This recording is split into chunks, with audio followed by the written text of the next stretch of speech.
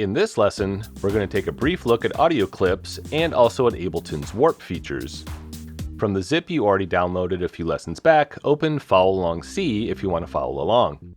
I added these audio files by dropping them onto audio tracks or into the drop area. And I made sure not to put them on MIDI tracks by accident. All of these loops are from the core library. Down here in the clip view, we have all of the controls for controlling playback and loop position, and loop length, just like with MIDI clips. To the right we have the audio tab, with a number of parameters for adjusting how our audio sounds. Gain is really useful. We can adjust the clip's volume independent from the mixer volume. I use this all the time. Many loops are normalized to maximum level, so turning them down a bit is really a good idea.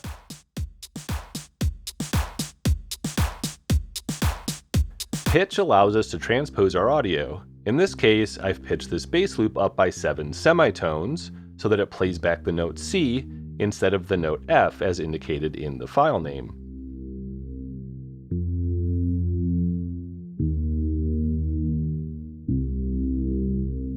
The divide by 2 and times 2 buttons do have practical uses, but are also just great for fun, especially when trying out different warp modes and messing around with the pitch.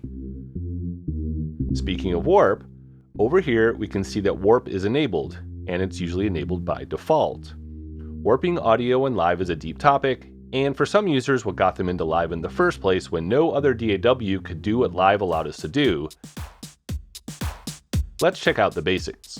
Starting with this reggaeton loop, notice that if I change the global tempo, the clip follows along and the pitch doesn't change.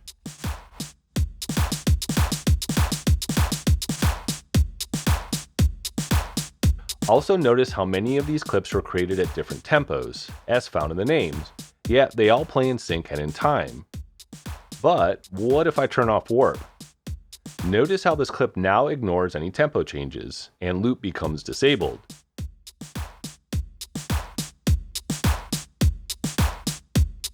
And it's pretty easy to end up with a train wreck on our hands by doing this.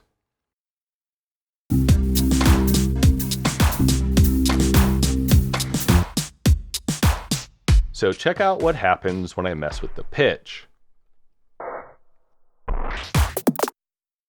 This is pretty much how audio behaved before warping came along. If you slowed things down, the pitch went down. If you raised the pitch, it went faster, the same way a turntable or cassette deck would have worked.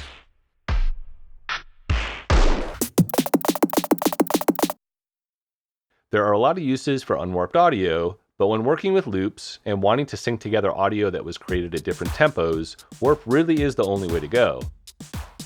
When we turn warp back on, you'll also need to re-enable the loop. Now let's use this bass loop to check out the modes. To fine-tune how the audio sounds when we change its tempo or pitch with warping, we have different modes. These are different algorithms that are optimized for different types of sounds. Beats for drums and percussion, tones for notes, and texture for textures. Repitch acts like a turntable, so when you change the tempo, the pitch changes. Notice that we can't transpose our clip in this mode, since the pitch is controlled by the tempo. Complex and Complex Pro are in all versions of Live 11, but are not available in older versions of Live Lite or Intro. These modes generally sound best on sounds that have a combination of beats and tones, or when transposing tone-type sounds such as vocals or this bass loop.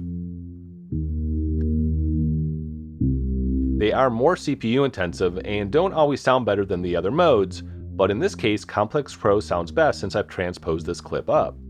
Note that if the clip is playing back the audio file at close to its original tempo and not transposed, you likely won't hear much, if any, difference between the different modes. Let's talk about warp markers. Okay, so I'm going to duplicate this hi-hat clip and then set the loop to 1 bar. We can also change the timing of parts of a clip by adding and moving around warp markers. To create or delete a warp marker, you just double-click. These little lines where Live has detected a transient or onset of a sound are good recommendations as places to create new markers, especially with any sound that's percussive, but they are just recommendations. Just click and drag the markers until you like what you hear, but make sure to pin down the audio if you want to move a section without affecting audio to its left or right. Think of this like a rubber band and thumbtacks.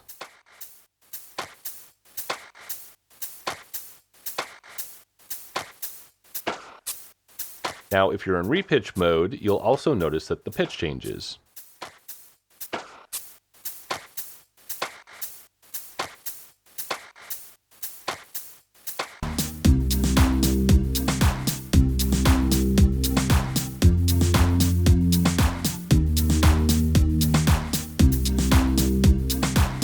This lesson was just a brief introduction to warping in live.